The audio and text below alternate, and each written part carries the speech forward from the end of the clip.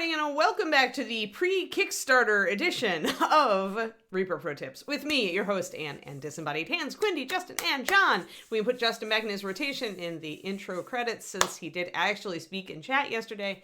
Good job, Justin. Hi, guys. So yeah, pre-Kickstarter edition. It's true. Tomorrow.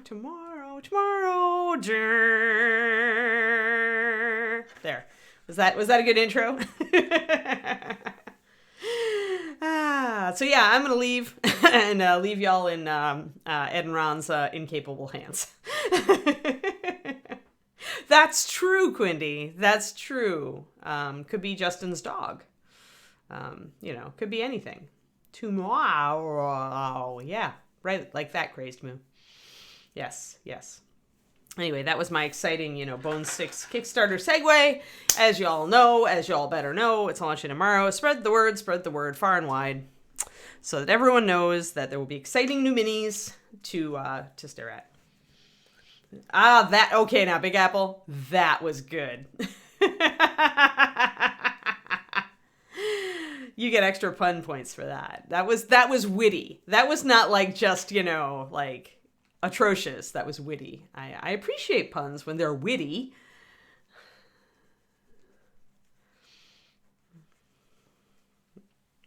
Alrighty. So yeah, we got a hair. And I gotta figure out, there's NMMs to do, and I haven't decided on what color to make her little pouch. I may make it black and pink, which would be kind of like par for the course here. What do you guys want to work on today? You want to work on doing more fur texture, filling out kind of the back? Do you want me to do the little NMM bits? Any preferences? I'm open. I'm easy today. Around 11 a.m.-ish. Okay, Reaper time, yeah. I see, for tomorrow you mean, Quindy, yeah. So yeah, well, if you guys don't have a pref, I'm just going to fill in the NMM, and then I think I'm going to go to the bag. And I think I'm actually not going to go gold with the NMM. I think I'm going to go silver with it. So just for a switch up, A switch up. Where is my eternally useful cloudy gray? No Ann tomorrow, Friday, and I'm not doing my stream on Saturday once again, Mobrock, because I am in Canada looking at cute little puppies. Kiri's great-great-grand puppies. Showed pictures yesterday. Were terribly adorable. Easy to find because, So I will be snuggling this over the weekend. So, I love y'all, but puppies.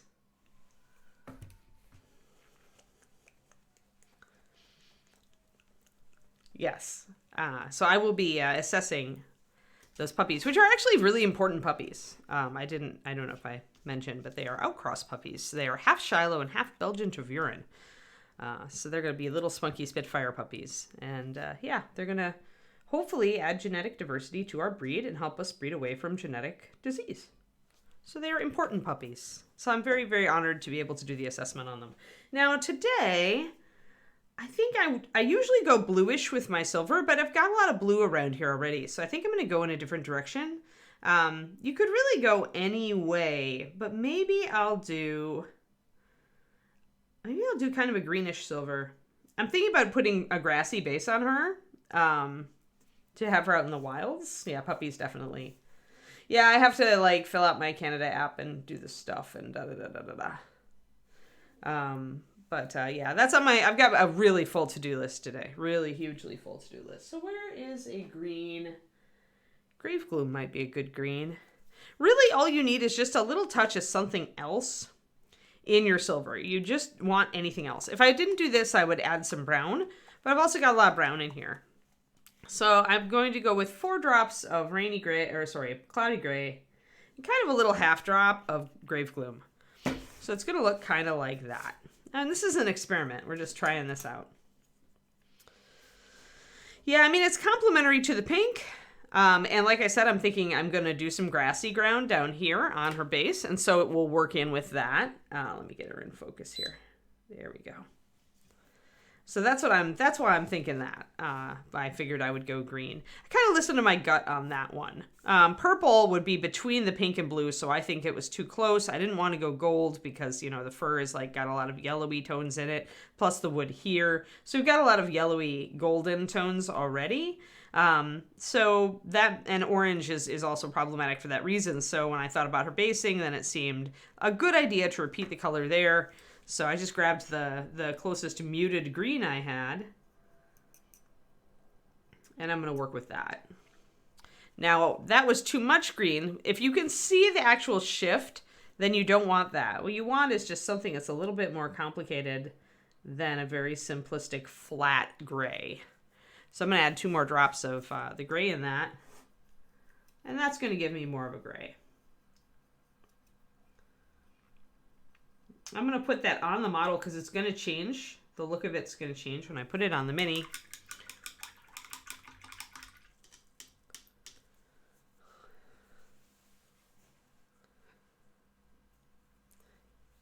Yes, puppies definitely trump people most days. This is true. All right, so I'm going to put this on and see if it's too green. I'm going to pop another drop of water in it so I can apply it to very small areas.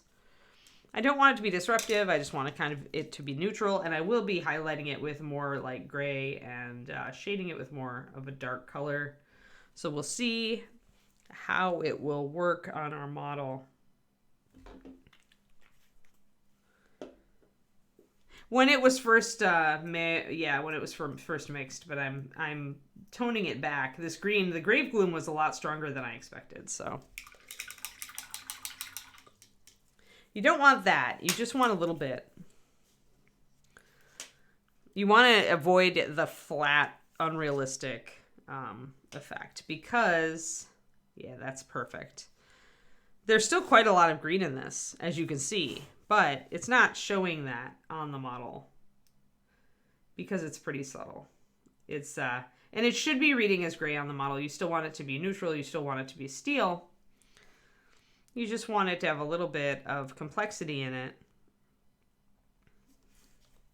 Because when you have silver or steel outside, it inevitably will reflect colors from the environment. And here I can add touches of light blue in the top because it's right up against those laces. That would be very realistic. It's something that typically you do more on a larger model than a 28 though. As you can see, the cloudy gray is very, very similar to the bones material color.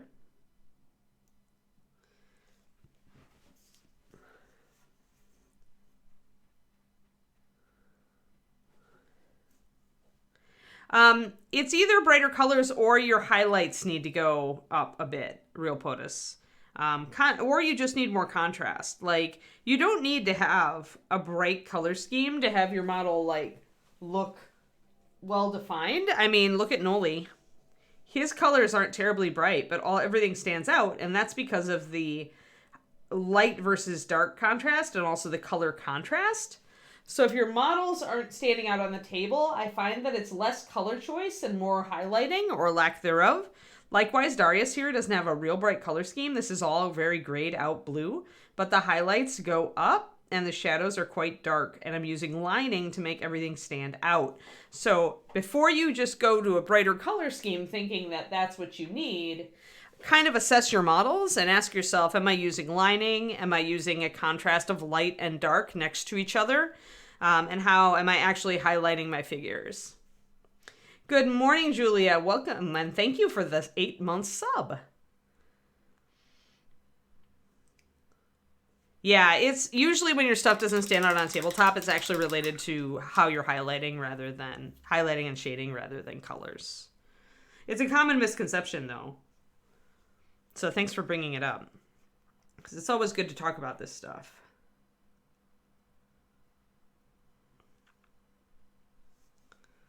All right, I'm gonna get the bottom of this, just a single layer.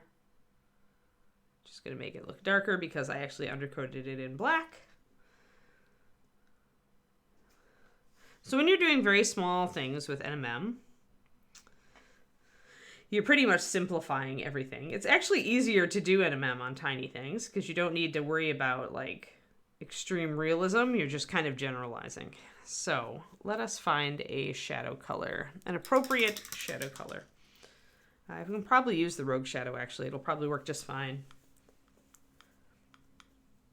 It's all about the contrast between light and dark when you are painting. If you want your details to stand out and your models to stand out, this model isn't terribly bright, but she will stand out on the tabletop.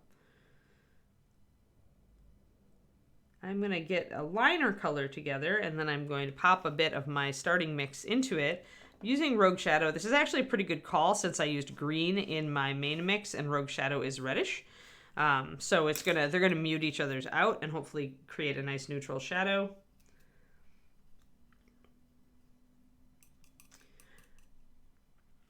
And then I'm gonna add some water. Your shadow has to be like dark, but it doesn't have to be black.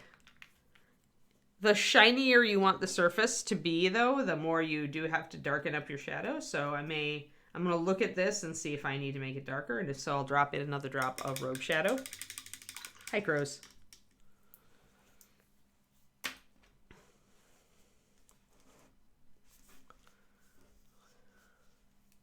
So, all right, now we have to think about light. So our light's coming from above. We've established that. If I drop a line straight down from above, it'll hit this top surface of the crossbow butt pretty strongly. So that's going to be almost all in highlight. And here this is an edge, and it's pretty perpendicular to the light source here. So this means light's not falling directly on this area. It's kind of in the neutral space. Light will reflect up at it, and it will have a hard white line here because this is where the surface curves. This is where you kind of have to put on your micro hat and imagine that this is much bigger and it's a surface that you're looking at. And essentially, light that hits on this top thing is going to be bouncing out this way, right? Because it's hits and then it bounces. And then this one is going to bounce kind of out straight. But where this section curves, it'll bounce this way. And that's right toward your eyes. And whatever angle is essentially pointing at your eyes, if it were a mirror, it would be reflecting at your eyes. That's where your white highlight goes with NMM. It's pretty easy on weapons because there's almost always an angle that cuts away from the light, and that angle is what you highlight. That's why you see the white line down the center of swords that are beveled and on their edges. It's all a simplification of how it would really work, but it's a decent realism guideline if you really don't know. But you have to kind of imagine each of those surfaces. It's like imagining that a leg is a cylinder instead of a leg. It's looking at the angles and imagine if this was covered in tiny mirrors, which little tiny mirror is pointing the right direction to bounce light at my eyes? And the answer is this little tiny mirror right here on this corner.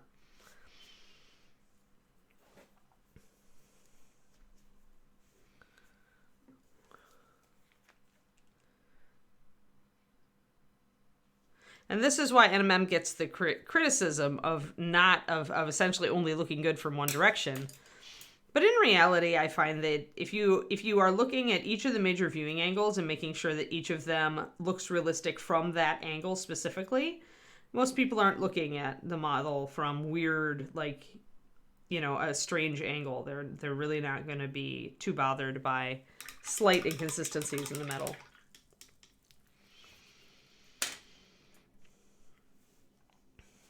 All right, so now I've got 3 colors here, and this is probably not dark enough, so I will mix up another shadow. When you're working on very small surfaces, it is hard to do very small shadows. You usually just need a tiny touch of it. So I am going to keep this color as a transition color, but I'm going to mix up another puddle of Rogue Shadow, like pure Rogue Shadow. And I'm going to do it 2 to 3, because the Rogue Shadow is a bit stronger than brown liner, but I want it to be easily blended. I use liners a lot for shading steel NMM because they are more translucent than regular paint. It's a lot easier to get that white to black blend. I think most minis look weird when you hold it upside down 3 inches from your face. I would hazard that opinion. All right, so what I usually like to do actually with NMM is to block in my shadows before I block in my highlights. So right under your brightest highlight goes a shadow, which then blends up to another highlight because it's reflected light down here. So I'm using a little bit of that mix that I did, and yeah, it's not dark enough, but it does establish a start. So now I can add in that pure rogue shadow, and I can use that intermediate gray color to blend it in so that I've got that little bit of shadow there. And I can continue layering up that rogue shadow right next to the highlight if I want. Take it darker. It's going to give us more contrast. You can see it even looking right, even now, when it's only got a shadow and a midtone on it. So let's see. And although it may not be realistic, the way to continue around a blocky edge like this is to keep repeating that pattern. So go up to a highlight down here on the bottom edge, and then right behind it, put a shadow. Not that anybody's really looking up at it from underneath, but then go back to another highlight. So essentially you've got a highlight on this edge. We'll get to that in a second. Then you've got your brightest highlight, a shadow under it, comes back up to another highlight, not as bright as the one up here, but another highlight, which next to it has a shadow, and then it comes up to another highlight. Again, not as bright as the top one. So your brightest highlight is the only pure white. Everything else is a highlight, but it's not a pure white highlight. Now on a weird shape like this buckle, we're again going to be looking at reflectivity surface. So essentially this top edge is likely the area that's going to be bouncing at your eyes, and right under it, you'll always have a shadow. Now out here on these little tines, I'm going to actually make a stylistic choice. I want them to all show up. I want to be able to highlight them all. So I'm going to actually highlight or shade each one toward the inner surface so that I can highlight the outer edges. So I'm putting in a shadow here, and I'm going to see how that looks. It may not look correct, and if it doesn't look right, I'll back out on it. But with small items, you can generalize and often go stylistic, and it won't matter. Like, the viewer will still be happy. So a shadow right under here because this is reflective, and then I'm taking the stylistic choice on these guys, but I'm not doing that on the upper tine here because that needs a highlight. So that's where my shadows are setting up.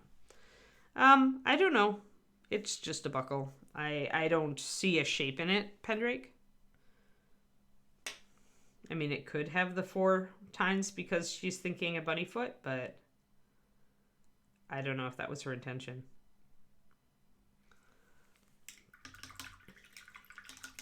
So you can see that because I'm starting with a fairly light gray, even now this looks like an MM. And that's kind of why I put the shadow in first, and why I start with more of a medium tone, not a dark tone on NMM, is because I can usually tell just from looking at it if my shadows are placed appropriately, if it's starting to look like metal.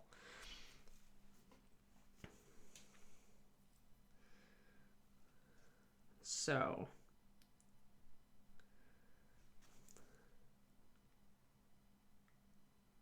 just going to bring that part back there, and I'm using my midtone, my initial base coat color now, to just make sure I've got everything kind of set up to work.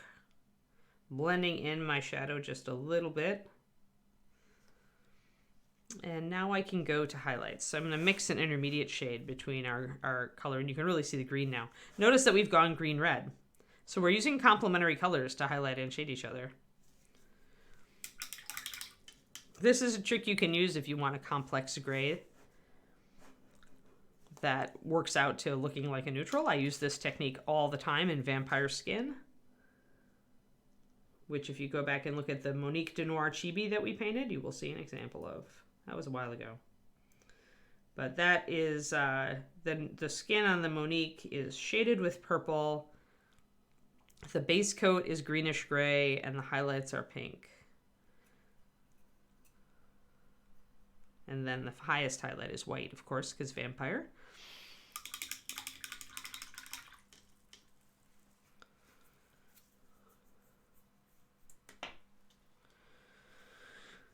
So now we're just using this in a much smaller application. I think I probably need to add water to that because I'm using pure white and I want this to blend up. And that means adding more water. So I'll show you guys all the colors here.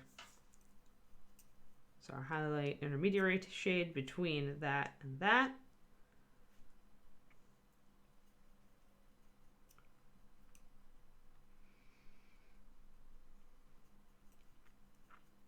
And then we've got our pure white, which is this point is going to be thinned 1 to 1. Hello, Agent Marvel. How's it going?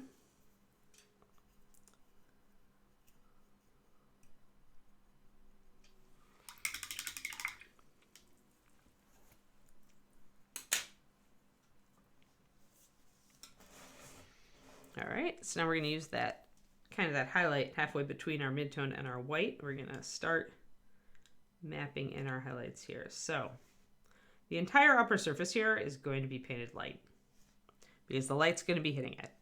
The only area it's going to start shading back into is against the body here. I'm going to make sure that it goes into shadow because that's where, as it tucks under her, that's where you're going to get a shadow on this. But otherwise, most of the top end of this is going to be highlights because the light is definitely falling on this area.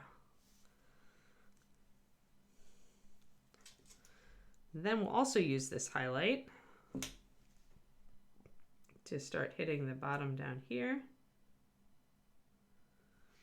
And I will use it to edge highlight because with NMM it often helps if you edge highlight just like that. This paint is probably about 2 to 1. It's quite thin. And I'm going to bring just a touch of it up on the underside here. And I am again going to edge highlight, but not all of it. There we go. A little bit of an edge highlight there, just to bring it up a little bit so you know that we're not ignoring it. And probably an edge highlight on the upper side as well. There. For under reflection. Silver is always going to reflect. It's always going to pick up light. If you're being realistic, I would put blue light in here because it's obviously going to bounce off the leg, and I may yet do that. But since you start out very neutral, it's very easy to take this color we used for the legs and just glaze a little bit over this, and then you get that effect, reflected effect. Taking some pure white and hitting that very bright. And the edge highlight on top is going to be pure white. Very light. Now I can bring in that edge down here. Might be a little too bright, we'll see. There we go. No, I won't use pure white on the bottom though. I did use a bit of the thin pure white on there.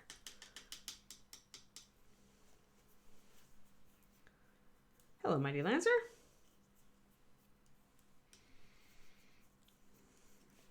So I want to make sure I still have a fair amount of dark here when I come in and add a little bit more.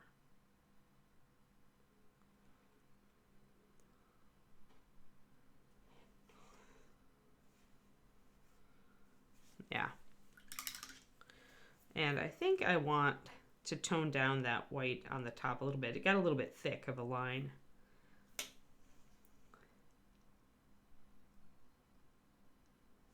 There, it's a little better.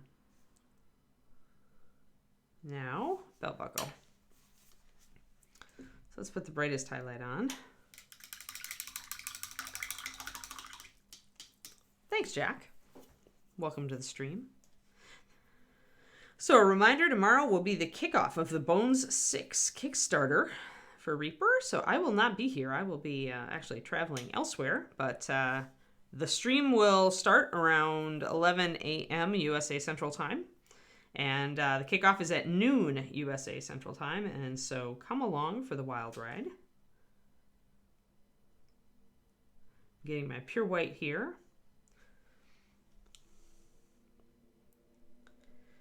Yes, and then the Kickstarter glory will continue, of course, all weekend. The first few days are usually pretty wild with a lot of unlocks, a lot of exciting models. When I return, which will be on either Monday or Tuesday, depending on whether Canada, allows me to leave. I should be back on Monday, but we'll see. Then I will be working on models from the Bone Sticks Kickstarter. Probably Mr. Elf here. Maybe I'll start working on a Dragon Wing. I don't know. I don't have the whole dragon yet, so it makes it kind of hard. Because the minute you start to show a Dragon Wing, everybody wants to see the whole dragon, and I don't have the whole dragon yet. He's only Stumpy the dragon, with no legs and no head. He or she, I'm not sure which it is. So we'll put that bright white highlight at the top of the buckle. Then we're going to go down a step to our lower highlight, halfway between our midtone and our white, to bring out these little tines on her belt. And this is where it's definitely stylistic and not realistic, because in real life, probably this would be reflecting differently, but I want to bring out details, so I'm going to play with it like this and make it work, hopefully. I may have to go back and forth a bit to try to convey the information I'm looking for here.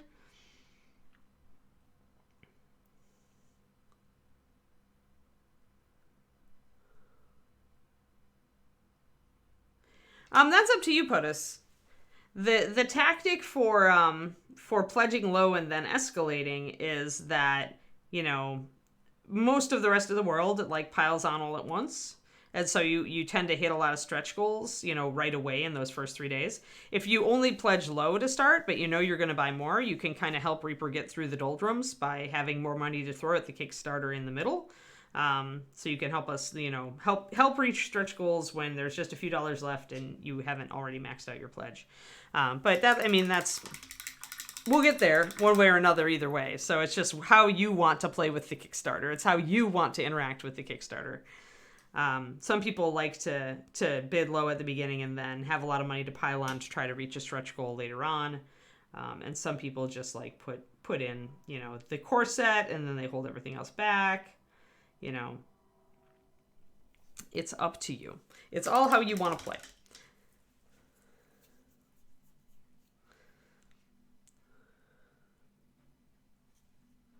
Yeah, and that's a good point. A lot of people can't afford to drop a lot right away, but since the Kickstarter runs for a month, you've got several paychecks in there to sock more money away and increase your pledge. So, however, it really is down to how you enjoy interacting with the Kickstarter. It is an infrastructure building tool for Reaper, but it's also a major media event. It's fun, right? So what it comes down to then is if you're going to pledge, awesome and thank you. But yeah, how you want to play with the Kickstarter is all you.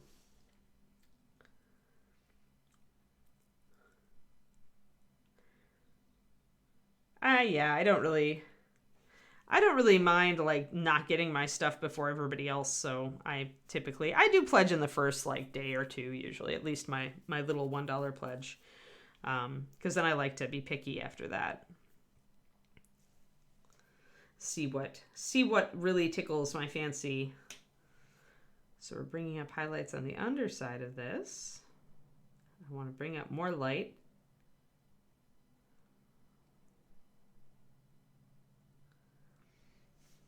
One thing I can do is imply a sculpted break here. I'm actually considering it. So if I put an artificial white line going up this side here, I can make it appear that the teeth are slightly separated from the rest of the buckle, and that can give me an excuse to do the highlighting and shading I did there.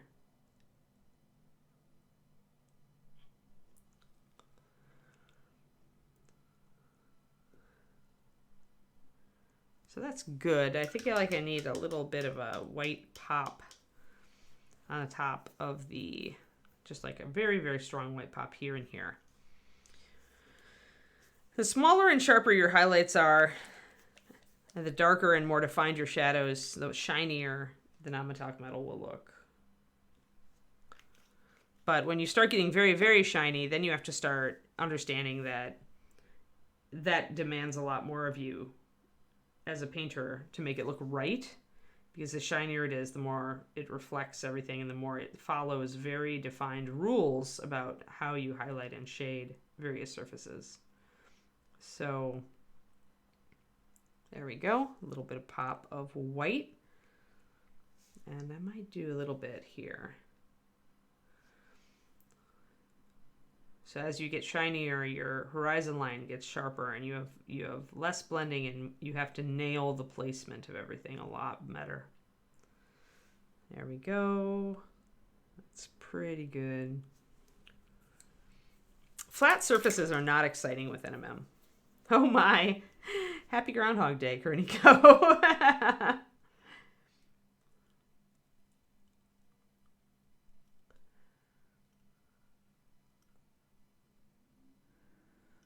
I mean, honestly, guys, the way it usually was just that Reaper pulls like, the first, they start pulling from the beginning of the pledge chain and they keep pulling. And they will change that up depending on, if we're starting to run out of stock on stuff, for example. So if we run out of Dragon X and a whole bunch of people here like need Dragon X, but the whole bunch of these other people don't, those other people will ship first while we're waiting for more Dragon X. It's very flexible. Reaper's very flexible on how they fulfill. I suspect that they'll give you a general ground rule. There we go. But I mean, when we got to the point where we were shipping the vast majority of pledges in the first week, like when Ed had gotten it like really nailed down where the waves were all progressing within within a week of each other, then waves don't seem to matter so much anymore because everybody's going to get their stuff shipped out. It varies more from country to country if you're coming from a different hub, right? Yeah. Break out the Huskies.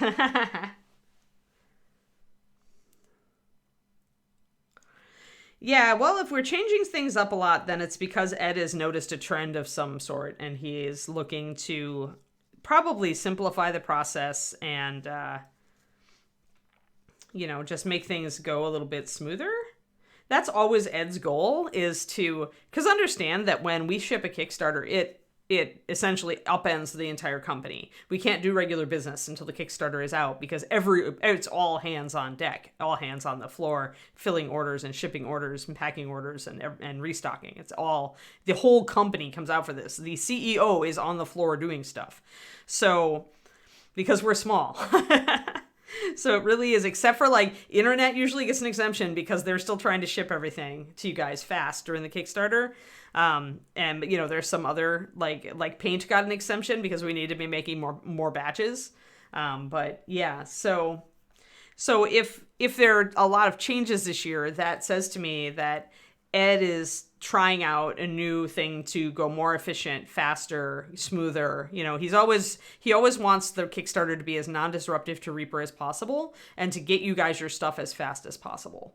So then that would be the reasoning behind changes. All right, I need a black, but I don't have black. Ooh, ow, I'm stuck, guys. Oh no. I need to do that pouch brown.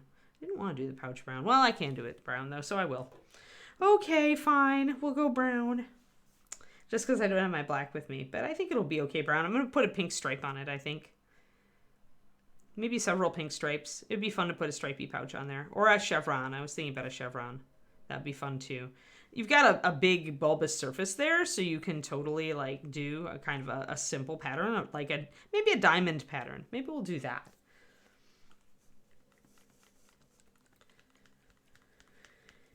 Well, Reaper believes in iterating, so it'll give it a try. It can't be any worse than past years, most likely, because we've got a lot of experience with Kickstarters at this point. So that's the great thing about backing a Reaper Kickstarter is even if there are hiccups, you know that we are on it as far as trying to fix everything and make it work again.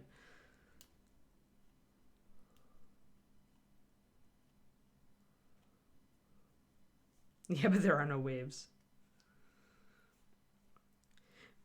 Hey, I've worked for Reaper hey guys, and I should bring that up. In 2 days, it is my 19-year work anniversary with Reaper. 19 years working for this company. I honestly, I don't think that I ever thought when I was younger that I would end up working for a company for almost 20 years. It's got to be kind of rare these days. Unless, I guess, well, no, I don't know. Seems like people are more flexible than they were as far as switching jobs and trying to find, the best fit for them. But I got lucky and I found the best fit for me when I was still pretty young, so. Reaperversary. Yeah, 19 years. It'll be 19 years on Friday. So I'll miss I won't be streaming on my Reaper anniversary, which is kind of sad, but it's just the way it worked out this year. Yep. So next year we have to have wait, okay. This requires a stop and look at the phone. So next year, what day does my Reaperversary fall on? Let's see here. Tell me, phone. This is what you're good for, right? Aha, okay. So next year, oh no, hey, but that's actually good. Next year, and by the way, my work anniversary is April Fool's Day, for those who didn't know. April 1st is on a Saturday next year, so I can do a stream on my channel. Maybe I should do a super long stream on my channel as a surprise, as an anniversary celebration. Oh yeah, it'll be fun. It'll be fun, Agent Marvel. It's so much fun. The Kickstarter is so much fun. Yes, a 20-sided anniversary. Yes, thank you for my Twitch channel. If you guys are not followers on my Twitch, you should totally follow me. I do stream almost every Saturday, except when I'm traveling, as I have been as I have been the last couple weeks. But we'll be back shortly, and then actually I've got I'll probably be working on a competition model for KublaCon. KublaCon is on Memorial Day weekend here in the Bay Area. I am teaching. Actually, I'm teaching a whole new class, so I probably need to actually think about that. Yeah, so I'm teaching 2 classes. David is teaching 1 class, The Slacker. If I would have known he was only teaching 1, I would totally have taught 1. But I'm also helping to judge the local painting competition. But I want to have an entry, as I'm permitted to do that. Somebody else will just alternate in and judge mine. Just like we do at Reaper. I got a gold last year, and that's hard to get at Kubla in Masterclass, so I can't underperform.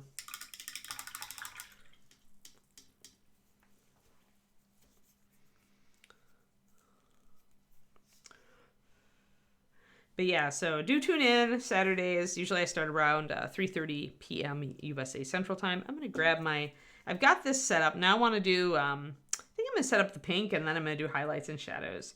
So let's do a little diamond pattern going around it.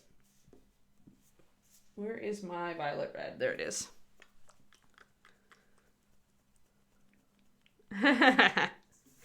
I was thinking about getting a bird feeder, but we have so many squirrels around here, I'd have to get one that was squirrel immune, which is a hard ask. We don't have any big trees to hang anything from. Plus, squirrels are mighty and can figure out how to get around these things. I'm going to get a fountain though, because I've been wanting a fountain.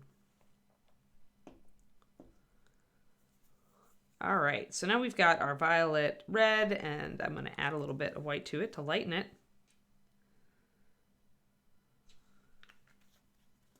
Which is going to get us kind of a raspberry color.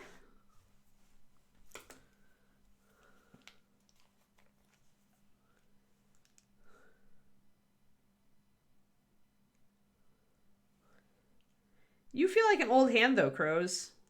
You say that, but I've gotten so used to you on stream. I feel like you're one of our established fans. So don't feel like a noob. We totally view you as a longtime cool person. How about that? Man, my mom had a bird feeder when I was a kid, and it got serious traffic during snowy times because it's much easier for the birdies to find the food. We have some beautiful birds around here, too. I wouldn't mind having one. I just feel like the squirrels would totally eat it all.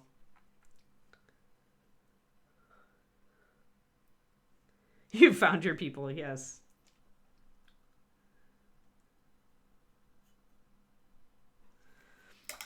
Alrighty, so you got this brown lump. Oh, and she's starting to get dark, so there. Now we can see everything a little bit better. More contrast. I'm going to sketch this in with white, as I want to do. I'm going to need to add a little bit of white, additional paint to my white, because I was using it as a really refined highlight. So I may need to make it a little thicker. So the way you start a diamond is you actually do an X. So do an X. There we go. And then you're going to do another X based off of the first X.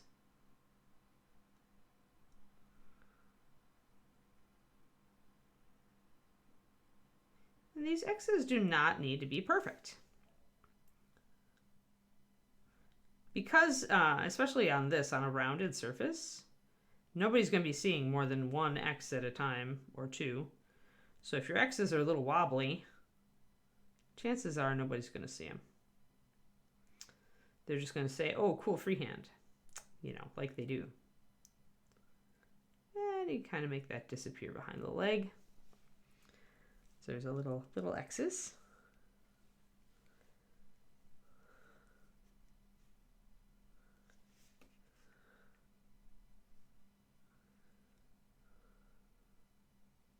Oh, interesting.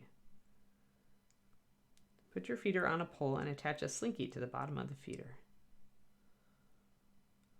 Interesting. Yeah. I love slinkies. Yeah, take care, Mighty Lancer. That's when you declared war. Oh my god. I don't know how inventive our girl squirrels are around here. I mostly see 2 girl squirrels in our neighborhood, or in our yard. Also, the squirrels are about to, get a rude awakening when we get a puppy. Although with my luck, the puppy will have 0 prey drive. Although I don't think that's likely with the litter I'm on, though. Alright, and then we're going to do another X.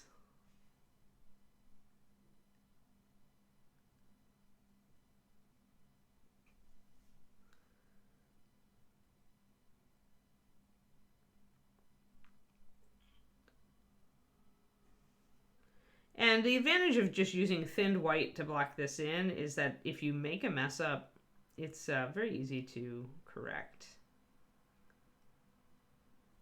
There. You've got a little diamond pattern going all around our little thing. So now we can fill in the diamonds.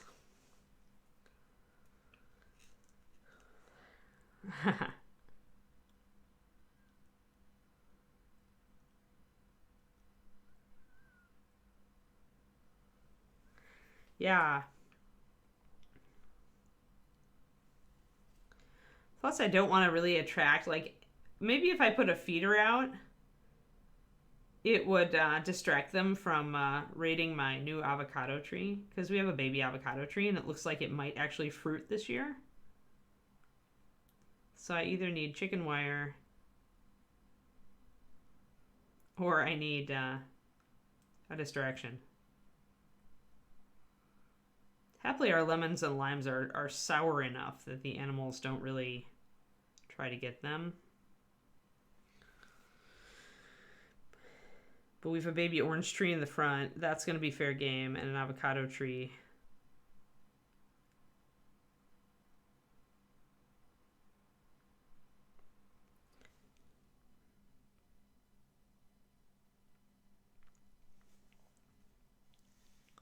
So I'm blocking these in. You can see that they're a little wobbly, but then I'm going to bring in that black and brown. I'm going to sharpen them up. So really freehand is just block it in, sketch it in, fill it out, and then refine it. Once you've got it there, it's the easiest thing in the world to decide, oh, I want my diamonds to be a little sharper, right? Oh, I want them to be a little smaller or a little bigger. Once you have the basic pattern, it's much easier to do that. So just jump on it and put in that basic pattern and then try to refine it. This is why I didn't do a whole bunch of highlighting and shading with that black and brown before I started this. I knew I was going to be wasted on a lot of it because I was just going to put diamonds over it. And also, now since it's just a base coat, I can, without fear really, just come in and use that base coat color to adjust these diamonds and not have to worry about wiping out anything since I waited. Now, if you want to,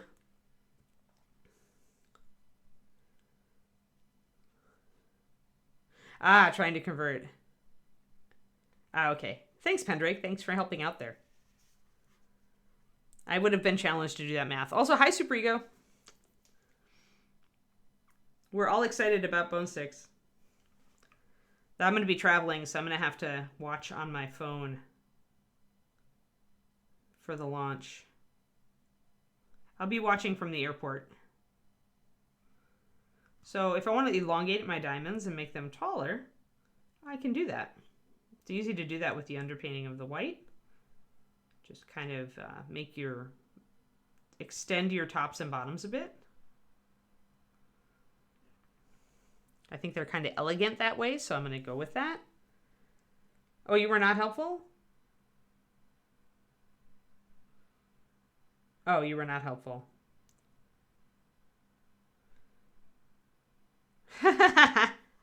Sorry, I just saw you like checking conversion and I was like, Pendrake has the math brain. It shows how helpful I am. Yes, that's right. It is, isn't it? It is like, it's at noon 20 right now, Central Time. So it is in just under 24 hours. So you're actually on at a good time, Super Ego, because you can, say, oh, just a little less than 1 day from now. Yeah, it starts tomorrow. If it started today, I would not be on right now. The pre-show would be on.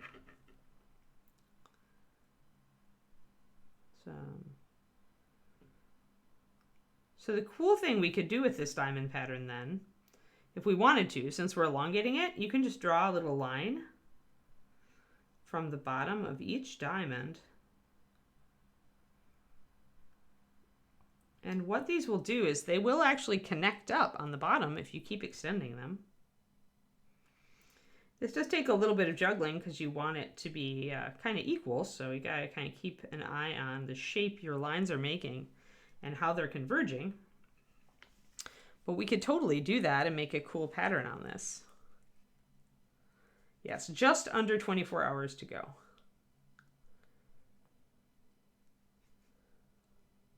Aw, leave a cookies for John.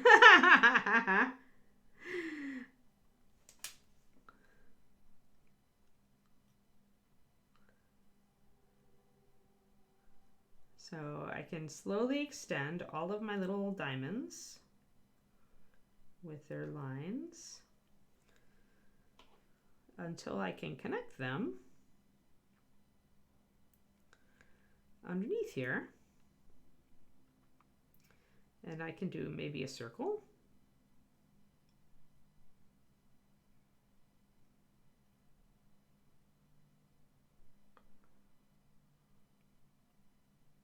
So this is an example of how you can start with a very simple pattern and make it into a more complicated pattern simply by extending lines.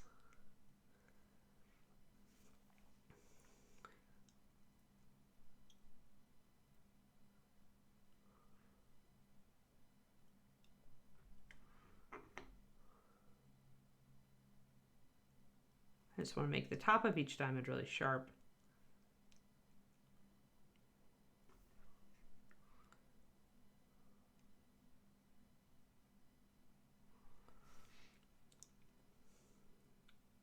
So that looks pretty cool.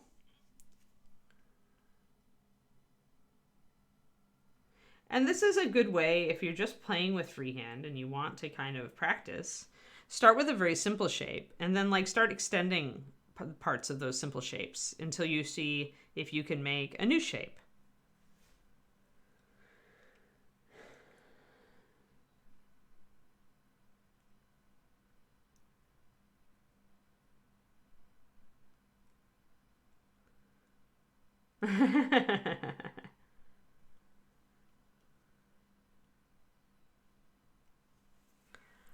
All right, so now I'm going to use my black and brown to sharpen up because these are pretty rough. You can see how rough they are, these shapes. It's much easier to make a skinny line by taking your background color and thinning the line down that way than to actually paint a really skinny line. So usually I just block in my lines really fat, and then I'll bring this in and make them really skinny and precise. So this is why I say freehand is a back and forth.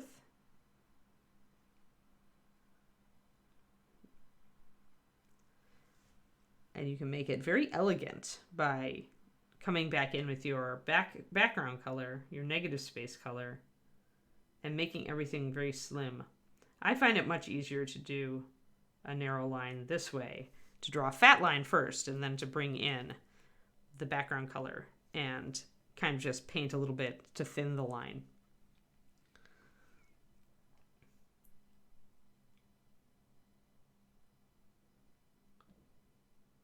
Much easier to make a really delicate, thin line that way.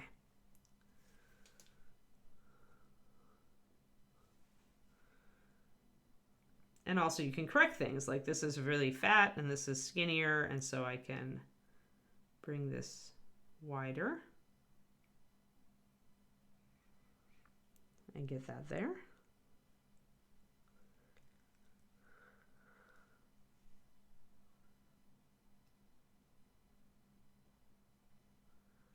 And I can also make these little areas sharper.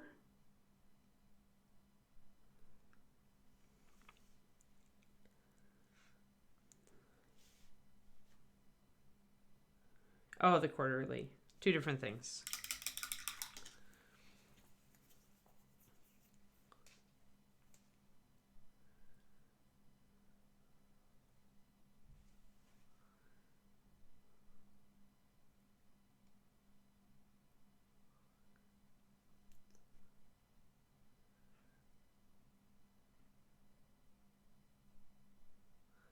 But yeah, when your white is really thin like this, it's very, very easy to paint over it and adjust things.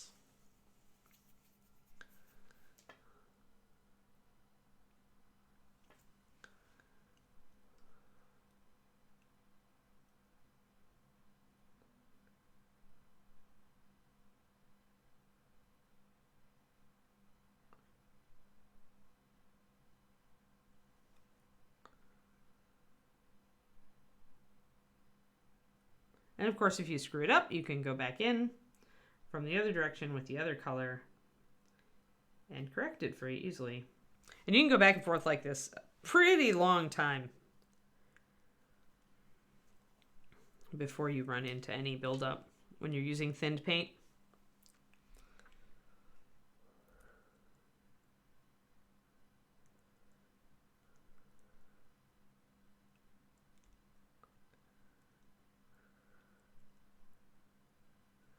So the quarterly is one figure, is that what you're saying? And the regular RCL is just paint?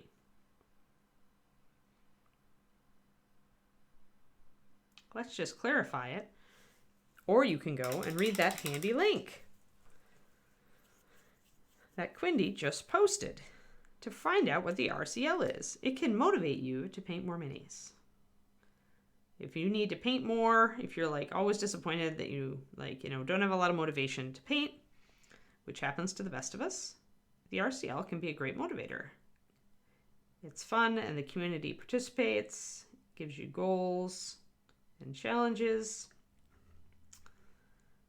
and it can get you to paint figures you might not have even noticed before, which is always fun to discover something new with some of the other challenges, or use a color that you never thought about before. So quarterly contest is a painting contest held every quarter. RCL is a challenge league where you submit pics of minis you paint that fit into the different categories to turn in for points that you submit for raffles, which is super fun and also motivating.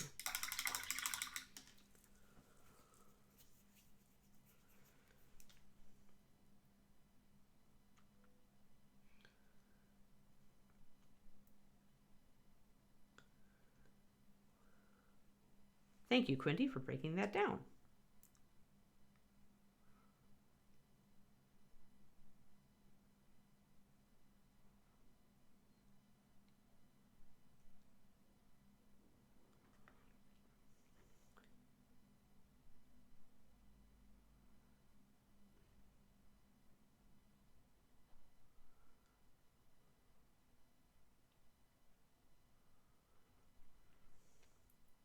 All right, so I'm just sharpening up this at this point.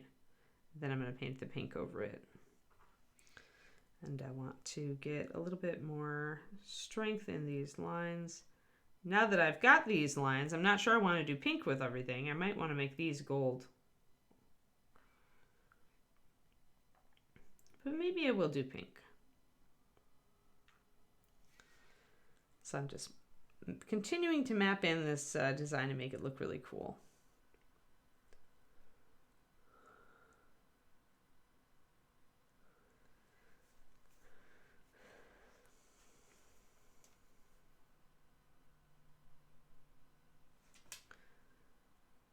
I like this design because it's kind of like, it reminds me of flower petals.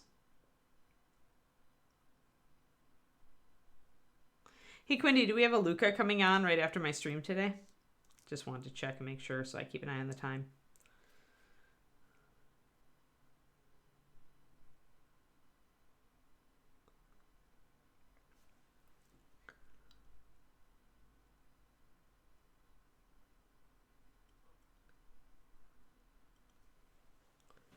Yes, we do. Good. All right.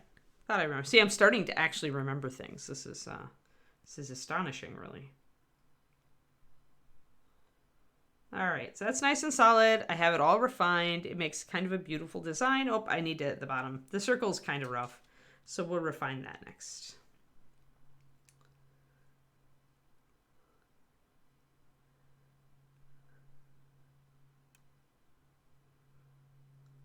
So I'm just going to make this a really solid circle. And then I'm going to make it even by using the black and brown to make it more uniform. All right.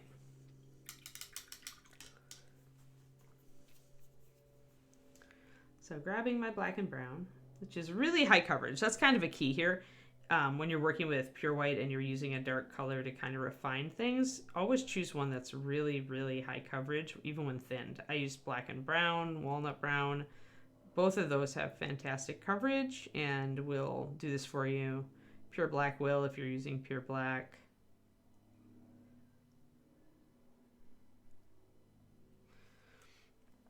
So we're tuning this a little bit. Might want to bring a little bit of this in.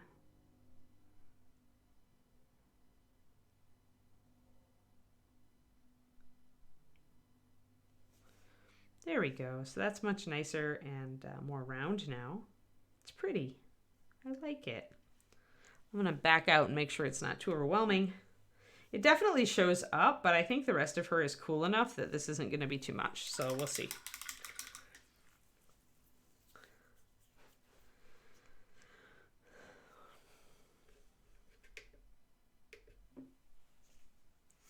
Let us get Bunny some pink on these.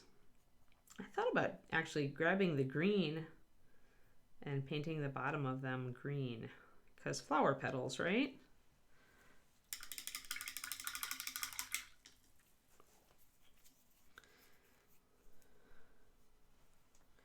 If you're gonna go pink, you just have to hard commit and run with it.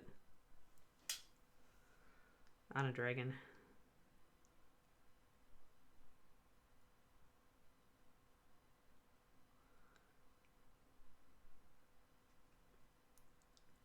I'm just going to paint this pink over the white, which is going to make it really be bright. If I tried to paint this pink over just the brown, it would not show up. These little sharp details would not show up. So having the white undercoat is definitely preferred.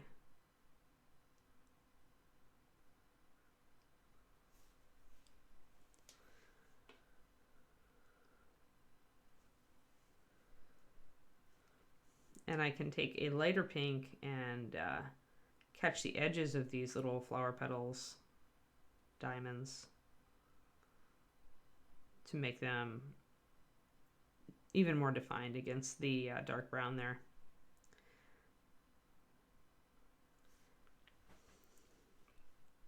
I'm getting a little wobbly. I'll have to clean this up a little bit more. That's okay. Freehand is all about just like getting something down and then refining it. Just like playing with it, correcting it, filling it in, correcting it again. And at the end, you have a really cool design. But it's not hard per se. It does require brush control. But simple designs like diamonds, like I just showed you, are just simple shapes repeated. Anybody can do those. The better you get with your brush control, the better you will be at them. And brush control develops naturally, but there are tricks you can do to build it faster, like doing lining.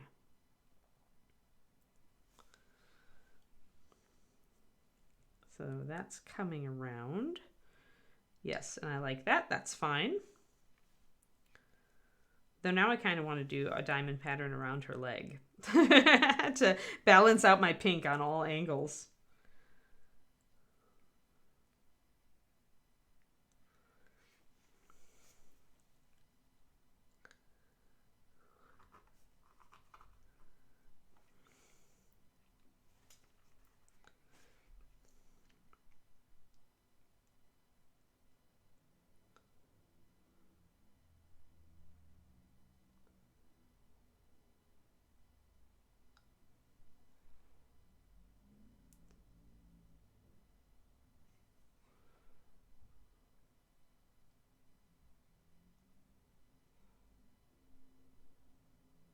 Just going over this pink one more time.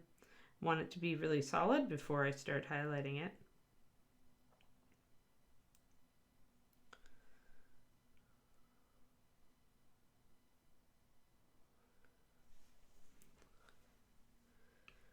I'm still thinking about making part of the stems here green down at the bottom instead of pink. So I'm still thinking about that, so I'm going to kind of sit on it for a little while.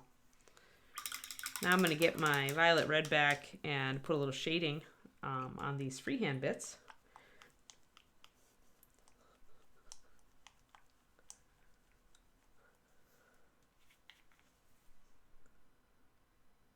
Which is something to remember. Your freehand needs highlighting and shading just like everything else. So I'm going to grab some violet red and thin it down and paint it over the shadow areas here.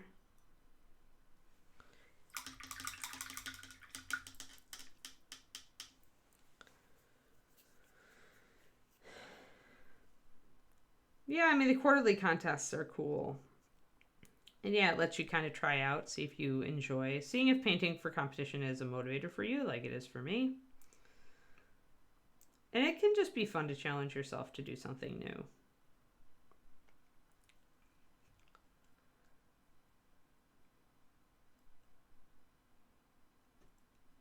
Are you coming to ReaperCon, Agent Marvel?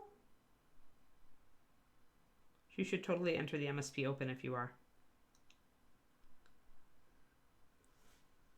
Let me see that bit of more saturated color.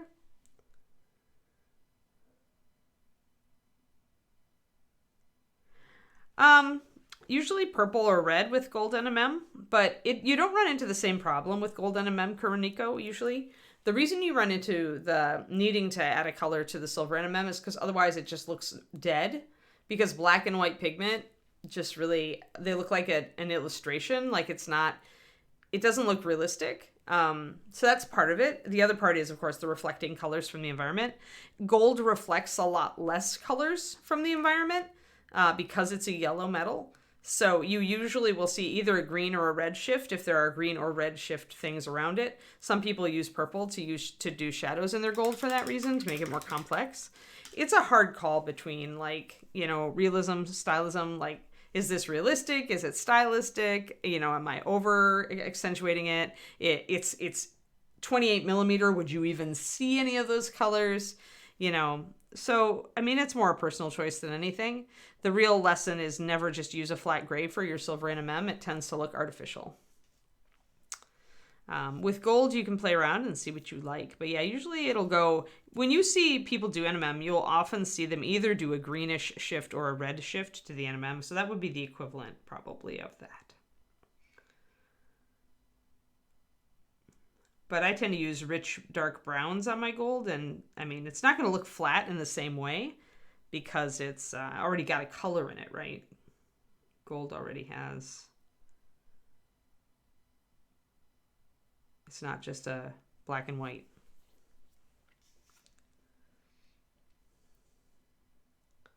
Cool. Yeah, you totally should. MSP Open is fun, and it's a great way to like try out a competition, since it isn't just it isn't just a top 3 people get stuff. It's if your work is bronze medal level, you will get a bronze medal. It's a very inclusive painting competition. Lets you paint whatever you want. There are no it doesn't have to be a Reaper model. If you've been looking forward to painting something else, you can paint that something else and enter it at Reaper. In fact, there are a lot of manufacturer awards at Reaper, like Bombshell gives away like trophies and stuff like that. So you can also try to do that. You can enter the regular competition, but if you paint a Bombshell mini, it will be considered for Bombshell's awards, for example. So you can also do that. You can paint a single mini and qualify for 2 things at once. Or even, technically, I don't think there's a 3 things. Oh, yeah. Yes, you could, or could you? Yeah, you could nail 3 things. If you did a Bombshell chibi, I'm pretty sure that it would qualify for the Reaper regular contest, the Bombshell Manufacturer Awards, and the Chibi Special Award, if Midnight Heroes continues to do that.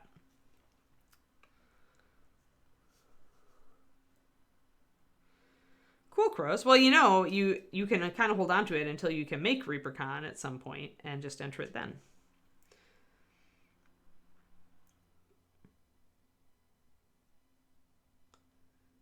Although at that point you might be even better than you are now, and then you'll be like, oh man, that thing is so old. So I'm just gonna put like a little edge highlight here. You can see that. I'm just trying to bring out that upper edge of the pattern to make sure that the pattern itself is really clear.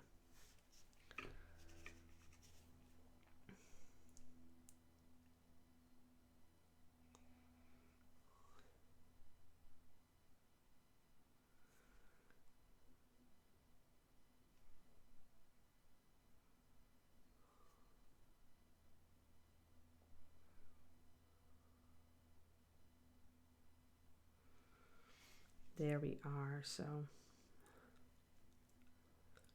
going to get that green and try it out down there on the bottom.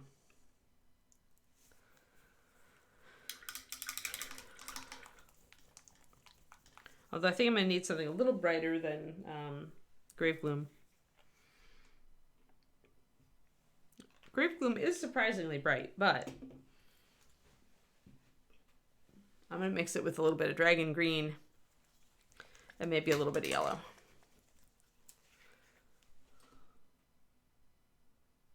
Oh, except that my Dragon Green is like, no, I'm clogged. You cannot open me.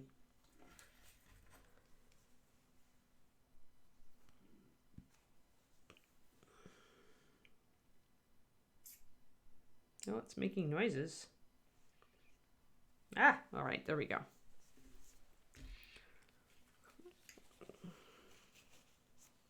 There.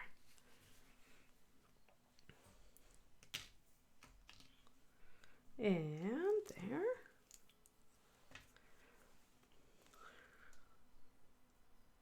Everybody's quiet in chat today. So I've got a much stronger green here. Let me get it down into frame or up into frame as the case may be. There. So that's a nice, that's probably like a 3-to-1 Grave Gloom with Dragon Green. Since the lines for this freehand are so very small, in order for the color to really show up, you need to go a bit more bright.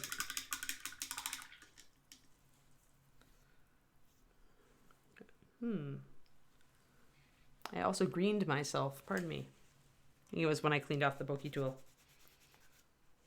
There. All right. Now we've got that. We can go back to here and put that green over the parts of the bag. There we are.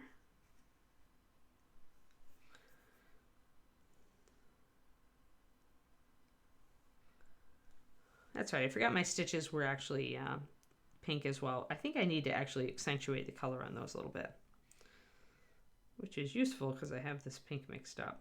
So I'm going to put green over this.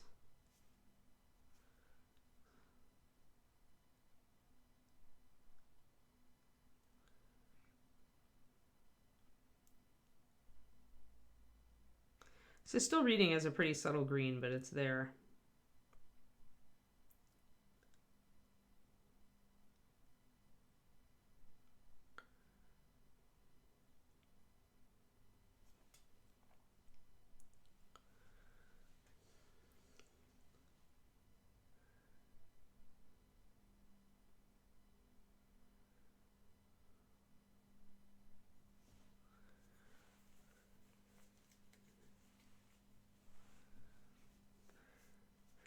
I'm waiting to see what my ReaperCon plans will be because it depends on the when my future puppy's mom goes into heat, because I'm committed to doing that puppy evaluation up in North Dakota. So yeah, that's pretty. The green shows up more in person than it is on camera, but you guys can see that it is green. I kind of like that. I think I'm going to keep it. It's pretty subtle. It adds another accent color very, very slightly.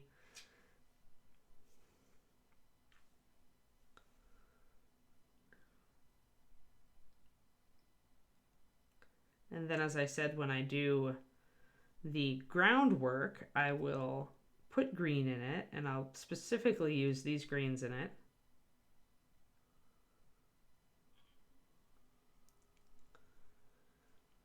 And that'll help tie it in. But I think that's pretty.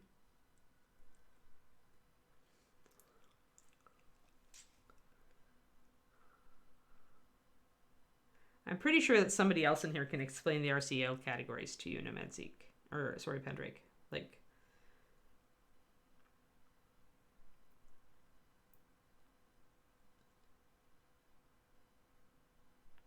if anybody has an encyclopedic knowledge of RCL, can you simply explain the categories in the chat for us?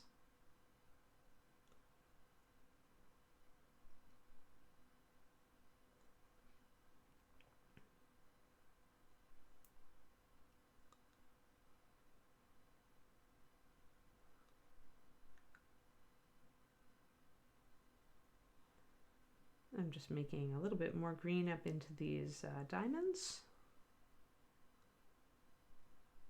There we go. Yeah, I like that look really well. Now it's very elegant. Yeah, exactly. That's what I was thinking. I wanted a tulip pattern or something like flowery.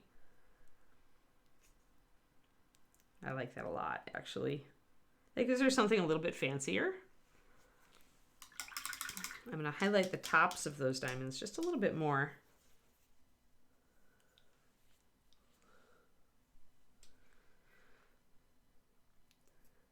We almost always do the puppy evaluations on the weekend, though, Pendrake, because we need helpers, and also other puppy people's families will be arriving to get their puppy, and so asking people to travel and blow a whole week to come get their puppy is not really practical. So the LERs tend to take place on the weekend, but if I have to, I can probably ask that it take place on a Sunday. Or I go up Friday and we do it Friday. Depends on the litter. Depends on how big it is. We'll figure something out. I told Bridget, who is the breeder of this litter, is also a very good friend of mine, and told Bridget we'd just figure it out. The only if I have to fly into Reaper and do the award ceremony and then fly out to do a puppy evaluation the next day, it could get a little silly. But you know what? I'll do it.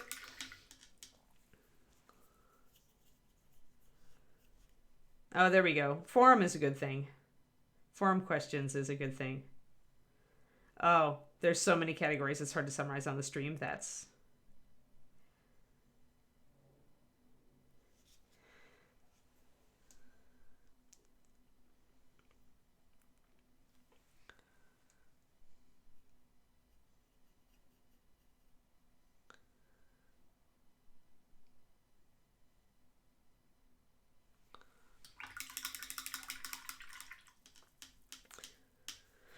Yeah, I was just thinking answered on the stream for anybody else who might be wondering, but if it's too complicated and would take up too much time and space, I totally get that.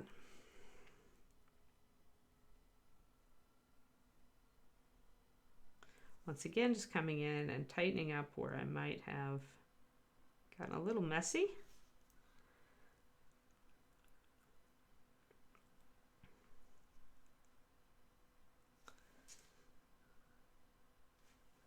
Yeah, I don't know what it is with me lately and wanting to like paint female rogues and assassins in pink, but it seems to be a trend. Like I like to grill them up. Can't help it. Next up is the pink female paladin. We'll have to find one of those and do it.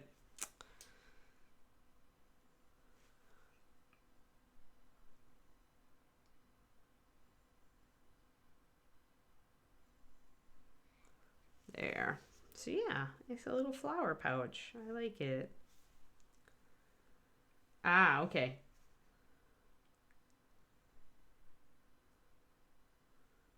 But I thought you liked spreadsheets, Pendrake.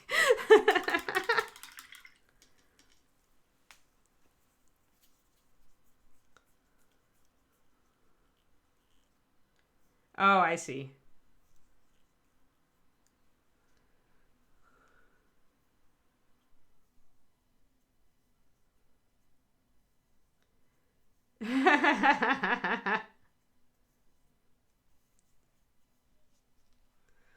All right, so we've got this awesome flower, which I really, really like. I'm very happy about it. I feel like I want a little bit more suggestion of the pink over here on these little laces. So I'm going to come and I'm going to paint over them with a glaze of the violet red just to bring their color out just a little more. So that I've got that definite color on the other side. Remember, the smaller an item is, the brighter you have to bring in the color, the more saturated the color needs to be to really show up. So keep that in mind if you are trying to do very small things like this and suggest a subtle color.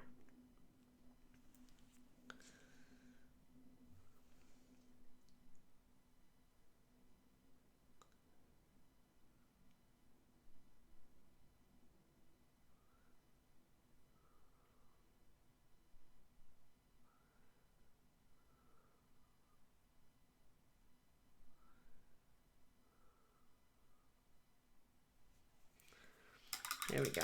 That's a little bit better.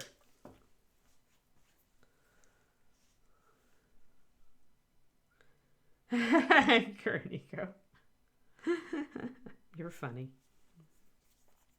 All right, let's see here.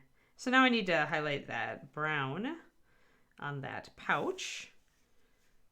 Wow, she's looking pretty. She's looking fancy. Look at her. How pretty is she, guys? Yeah, we need to do basing. We need to finish up texturing and do the fur back here. There's still, her tail needs to be brought up quite bright. So, but yeah, she's almost done, which is just fine. Like I said, during the Kickstarter, we're going to be switching off of our usual content and we're going to be painting stuff from the Kickstarter. So, that has been requested of me. Of course, I paint every freaking day, so that means we're going to finish a lot. Yeah, I like her a lot. I think she's awesome. So, all right, let's get a highlight for our black and brown. I'm just going to grab my russet brown and do that. Just made paint boogers fly all over my station because there was crumblies inside the top. I'm going to do a little bit of russet brown and a little bit of Cairn Stone just to make it highlighted. The nice thing about russet is you can toss like a gray brown or an off-white or creamy ivory color into it, and it makes a great highlight for just leather. Because russet has so much yellow in it already that even if you just toss in something like Cairn Stone, it makes a really beautiful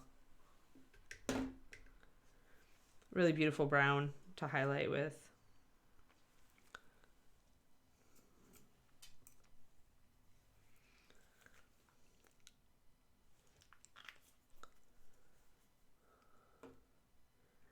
I'm probably going to focus on one at a time, Agent Marvel. I don't have that many. I just have the adventuring party that Rhonda already painted.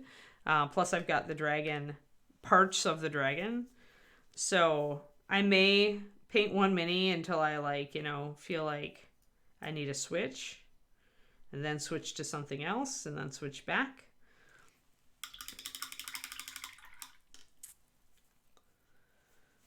Crusties is also a good way to term them.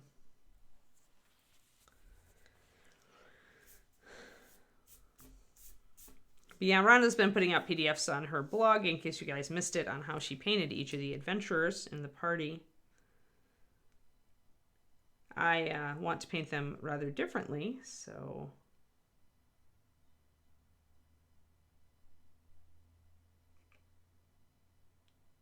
Just want a little bit of a highlight on the pouch here.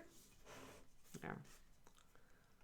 And I can see the way that it's kind of scrunching together as it gets up to her paw.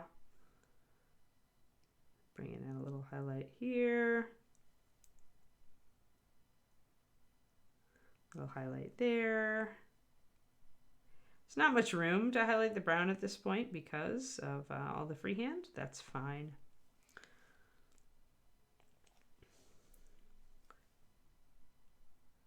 Yeah, if I had the dragon, I would just work on the dragon. But I only have parts of the dragon.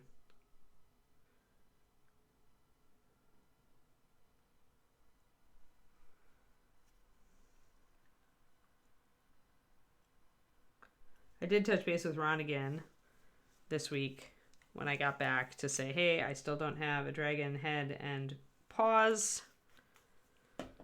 So we'll see. I'm expecting to only get the dragon head and paws like when we're halfway through the Kickstarter.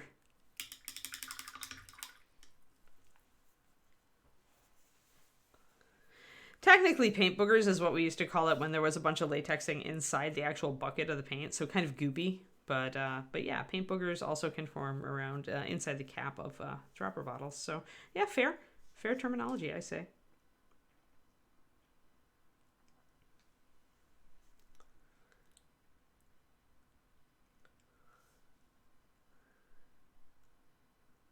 Well, you shouldn't be sad, Kreniko. Now you should be excited and like interested in like what else there might be in the Kickstarter. We did do a really dragon heavy one last time, did we not? There's only so many dragons you can do. There's also only so many sculptors you can break. Dragons are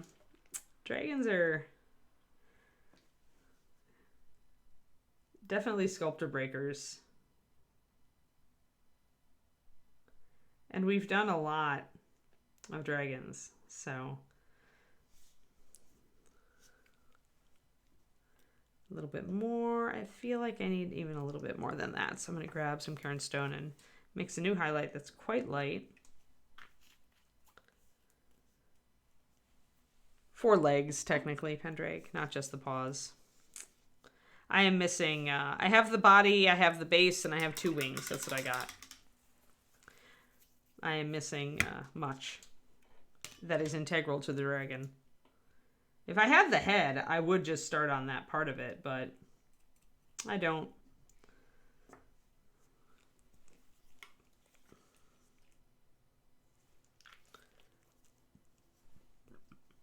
Yeah, Reaper does have a lot of dragon minis, so there comes a point where you just aren't, you're like, maybe there are other big things you want to do. Or maybe we just have a lot of smaller things for this one and only a few big anchor pieces.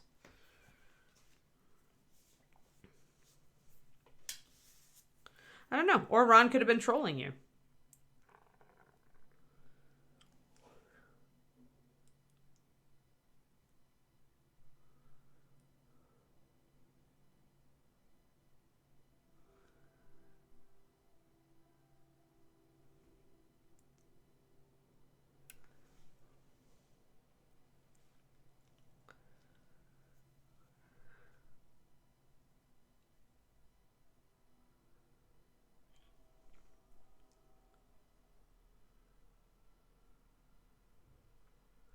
Yeah, it's fair. Though for every one for every Kuroniko out there, there also is the person who goes, "Oh, another dragon," when they see it pop up, right? I think that we have a lot of dragons to choose from already.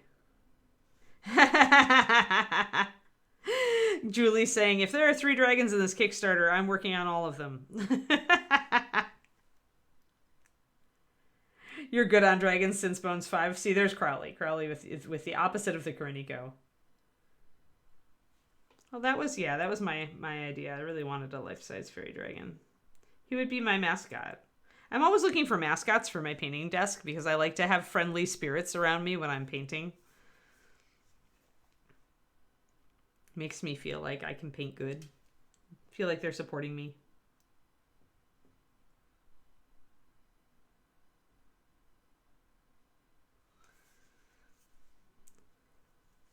Alrighty, there we go. So we've got some highlights on that nice little pouch there.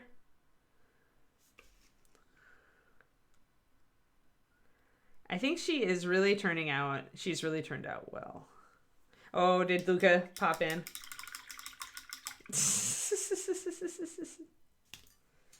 You are very silly, Luca. He knows.